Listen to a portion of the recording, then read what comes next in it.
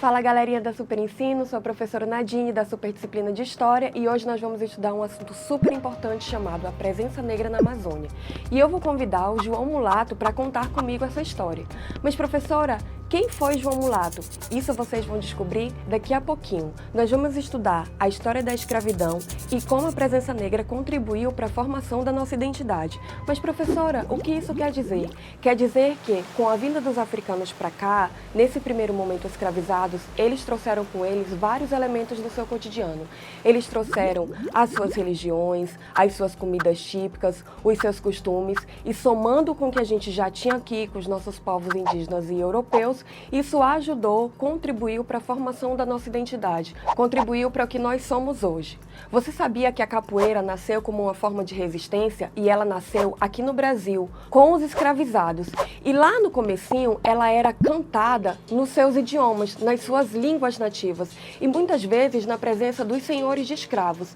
E nessas cantorias eles combinavam fugas, trocavam informações e a capoeira ela é um elemento tão importante que foi considerada pela Unesco como Patrimônio Cultural da Humanidade. E agora eu vou convidar o João para ele contar um pouquinho da história dele, como foi desde que ele chegou aqui na nossa região da Amazônia. João, você pode nos contar um pouquinho da sua experiência? Eu nasci na Angola, mas fui capturado e separado da minha família, vendido e transformado em um escravo. Me enviaram para um lugar que eu nunca tinha ouvido falar antes, um tal de Grão-Pará e Maranhão. Obrigada, João. Isso aí, galerinha. Vocês já ouviram falar no estado do Grão-Pará e Maranhão? Mas esse estado nem existe mais hoje. Exatamente. Antigamente, o nosso país ele era diferente do que ele é hoje. Ele era dividido em 2 estados. Quando João veio para cá, era estado do Grão-Pará e Maranhão e estado do Brasil. E o estado do Grão-Pará e do Maranhão, ele ficou separado do estado do Brasil por mais de 200 anos. Eu tô falando, gente, de um período chamado período colonial. Algo que vai entre 1530 até 1822, quando se dá a nossa independência do Brasil. E naquela época não se chamava Brasil, chamava América Portuguesa. E eu vou convidar o João porque ele vai continuar falando da experiência dele. Pode continuar, João. Quando eu cheguei aqui, já haviam muitos escravizados na região, mas a quantidade só começou a aumentar mesmo depois de 1700 e mais ainda depois que foi criada a Companhia Geral de Comércio do Grão-Pará e Maranhão, que foi responsável pelo aumento significativo desse tráfico de almas. Obrigada, João. É isso aí, galerinha. Naquela época, pelas ruas de Belém, de Manaus, davam para ver os escravizados e também libertos fazendo várias atividades, como carregadores, vendedores de açaí, tinham as mucamas, tinham os criados. Mas até chegar esse momento que eles pudessem circular pelos espaços urbanos de Manaus ou de Belém, muita violência aconteceu. E sobre isso, o João Mulato vai nos contar uma história muito triste, porque ele foi vítima e ele sentiu na pele essa violência. Meu rosto foi marcado com a palavra miuaça pelo meu senhor, o comerciante Pereira Carneiro. Que coisa triste, não é, galerinha? O João foi marcado no rosto dele com a palavra miuaça. E o que significa essa palavra? Miuaça significa escravo em língua geral.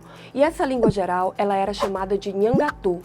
Foi uma língua criada porque existiam vários idiomas circulando nesse período, tanto dos africanos, quanto dos indígenas, quanto dos portugueses e de outros europeus, e para que todo mundo pudesse se entender, foi criado uma única língua. Mas o João ainda tem um pouquinho mais de história para contar pra gente. Pode continuar, João. Como foi difícil, e às vezes até insuportável aguentar tanta dor. Ter sido tirado da minha terra, lá de Angola, nunca mais ver meus amigos e familiares, viver ameaçado, muitas vezes sofrendo castigos físicos e ainda viver sobre essa condição de escravizado, de não ter liberdade e ficar com medo muitas vezes. Então, galerinha, a vida dos escravizados ela não foi nada fácil. Teve muita violência, teve muita dor, teve muito sofrimento. Mas o João nos contou que não foi só sofrimento e violência e dor, que também era possível ser feliz, que ele conseguiu fugir para um dos muitos quilombos que existia aqui na Amazônia e que lá era possível fazer amigos, criar uma nova família, cultuar a sua religião, cantar as suas músicas, viver as suas crenças, a sua cultura e junto com isso vários outros escravizados também tiveram essa possibilidade de fugir e encontrar um quilombo para viver. Então, galerinha, fechamos esse assunto sobre a presença negra na Amazônia, mas nós continuaremos essa aula no nosso próximo encontro.